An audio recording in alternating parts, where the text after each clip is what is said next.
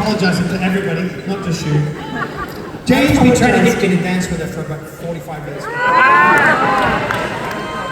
And I know some of you people have seen me on stage before, and you know that I dance like an elephant tied to a fucking tree, right? It's not attractive to humans. But You were pretty good. You lost count though. I'm just sad. I was trying to count for the last song. I know. But anyway, so it was a few years back that Jane and I decided we're going to go to Cuba, to Havana. And everybody I knew, all the musicians, everybody, they say, oh, Cuba's so good. There's music everywhere. You have to dance. And I'm thinking, oh my God, I'm going to have to dance. And I'm thinking, if I'm going to go to Cuba with Jane, I want to dance with her, you know? So I rang, my son David Campbell was on Dancing with the Stars.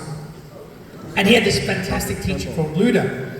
So we rang up Luda and we said, Luda, can you come and teach me how to dance? And she said, I'm a dance instructor, not a miracle worker. But she came and she must have, how long was she teaching me for? 6 months. 6 months? Seemed like a week. You know? But anyway, suddenly after about 6 months, Luda disappeared. We never saw her Never again. saw her. I think she had a nervous breakdown. She'd given up dancing.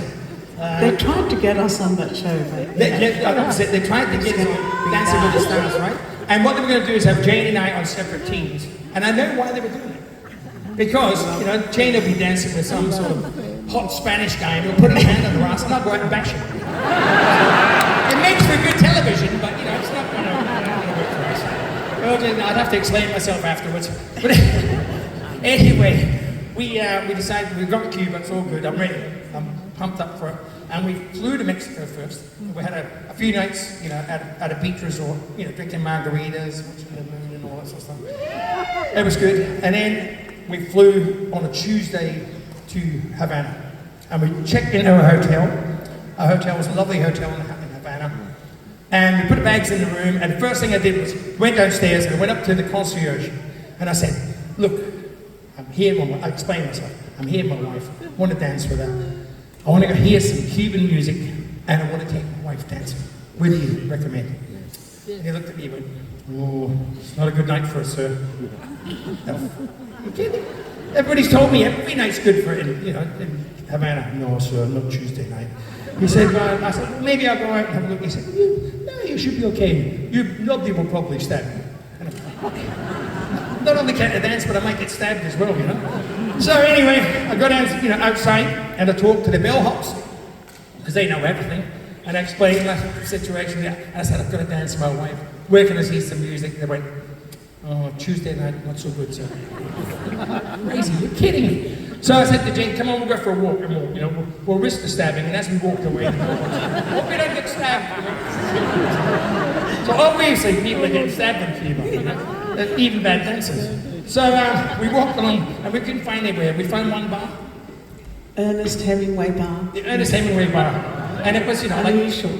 yeah, you weren't going to get in dressed like a Cuban dancer. You had to have sort of leather patches on your jacket and a pipe and a red setter, you know, to get in there. So there was a band playing in there and we sort of waited for it to start and they started playing. They were an Eagles cover band.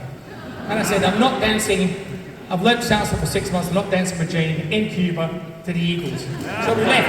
And it was really sad, you know, sort of bummed out, no music. I went back to our hotel room and I flew open the doors of the balcony and the moon was there and Jane was looking gorgeous. And I got my phone and I put it on the chair and I was playing salsa music and I danced with her in the moonlight. It's very, very sad. You've seen how it is. But it was okay. I get the whole Jane. It was great. But the next morning we got up and we flew back to Mexico and left it, you know. So it was, it's probably the last, you know, real... It was before they opened up. So, Yeah, it was tough. It's actually a really beautiful country. Yeah, it's a gorgeous, I'm not picking on the country. Because it was, you know, what I didn't like about the country was that they had two currencies, one for the tourists and one for the locals. So the tourists could buy, you know, anything, you know, fruit, you know, alcohol. Well, you're a tourist. I was a tourist, but I'm also a closet communist, so the locals couldn't buy anything, they were just starving and it was really down to it, so I didn't like it. Closet communist. Anyway, so we went back to Mexico, and that was it. So that was my one big chance at dancing with Jane.